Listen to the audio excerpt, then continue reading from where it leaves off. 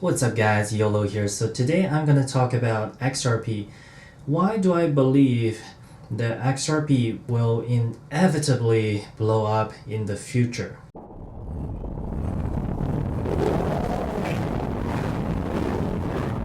XRP is a decentralized bridge cryptocurrency that allows quick transfers between banks.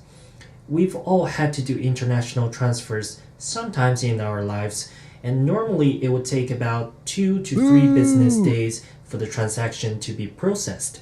However, if you use XRP, it will only take about 5 seconds for the same transaction to go through, with super low transaction fees that won't break your bank. Literally. Technology grew so fast ever since the invention of the internet.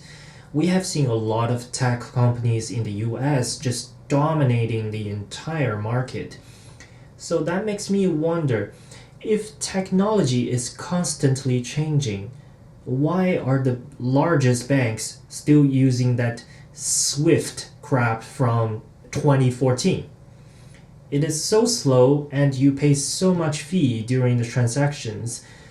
It doesn't make sense. As a bank, don't you want to improve your technologies so that you're faster and more efficient than others?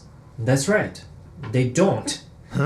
You see, big banks and their investors don't really want technology in their business.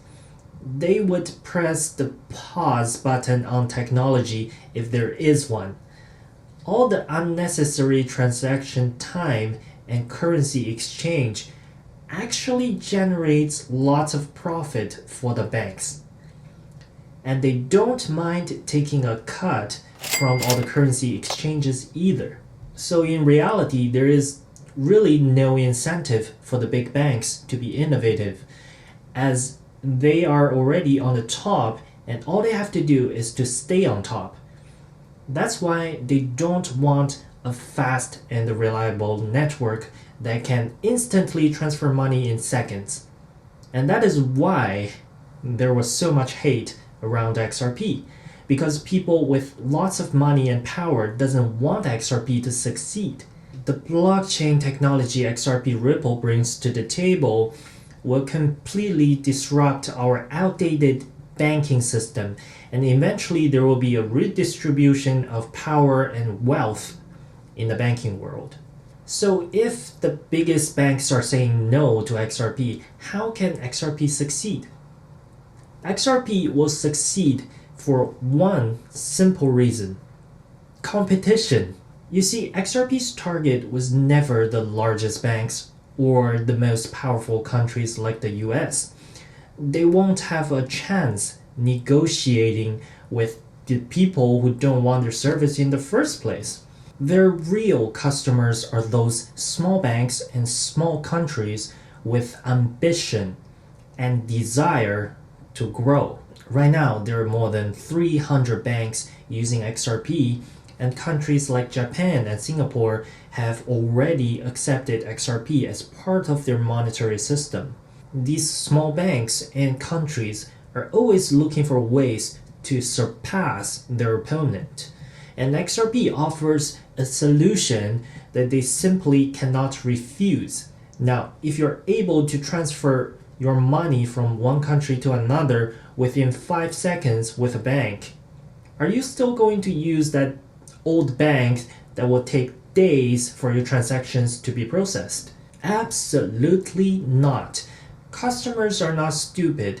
If one is obviously better than the other, they will switch to the bank who utilize XRP as their money transferring system, along with all the money they have in their account.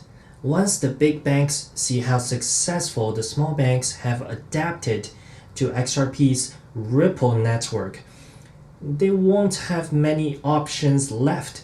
They can either A, lose a lot of their customers for switching over to banks that uses XRP, or B, join and grow with XRP. If you can't beat them, join them. XRP's plan was never to convince the toughest guys to participate. Instead, Ripple will leave them with no choice but to accept the fact that XRP is an undeniable force that will shake the very foundation of our banking system. Once these big players have no choice but to participate into the revolution, XRP's price will skyrocket to the moon. Now let's talk about the SEC lawsuit, which is currently affecting XRP's price and likely to affect XRP's future as well. The SEC believes XRP is a security, not a currency. Thus, Ripple selling an unregistered security XRP would be against the SEC's regulation.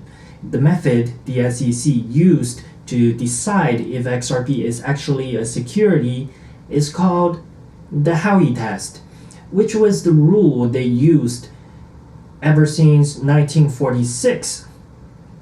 Yeah. Now, you would think one of the most powerful countries in the world would update their laws and regulations around cryptocurrency like the rest of the world, but no, they didn't. They used the same outdated rule to form their case against Ripple. Now, I don't want to get into the technical details of why this case is absolutely crazy and absurd.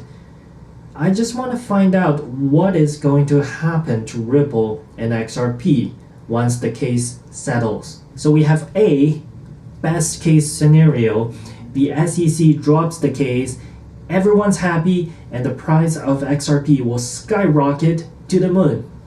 And B, Ripple settles with a fine and stays as a currency. That was still considered as a huge win for XRP investors. And C, worst case scenario, Ripple lost, and XRP gets declared as a security by the SEC in the US. Now, let's take a look at the worst case, okay? Is that really a lose for XRP? If XRP gets declared as a security in the US, which is very unlikely to happen, does it really affect Ripple's vision on XRP? Remember, as we previously discussed, the US market was never Ripple's first target. It is more like an endgame trophy which Ripple get to claim once XRP takes over the world. So let's say the worst of the worst happened, and XRP's price will drop in the short term for sure. But in the long run, it doesn't even matter. And I would gladly to buy more XRP when the price drops.